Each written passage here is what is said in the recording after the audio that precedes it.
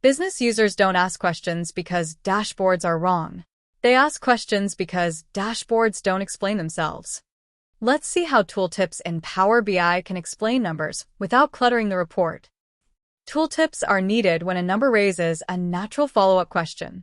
If a user pauses on a number, that pause is your design signal.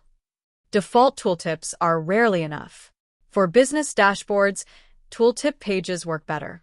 They give you space to explain why a number looks the way it does. Think of tooltip pages as micro-explanations, not mini dashboard. A good business tooltip answers one question clearly.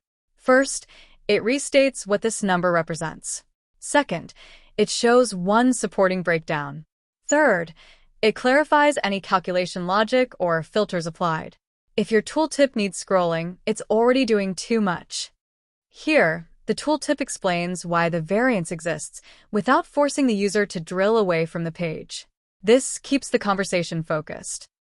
While creating tooltip, common mistakes include repeating the same visual, adding too many metrics, or turning tooltips into hidden report pages. A tooltip should reduce questions, not introduce new ones.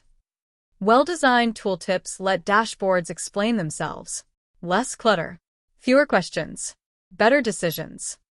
Don't miss out on the opportunity to transform your data into actionable insights. Your learning journey doesn't have to end here.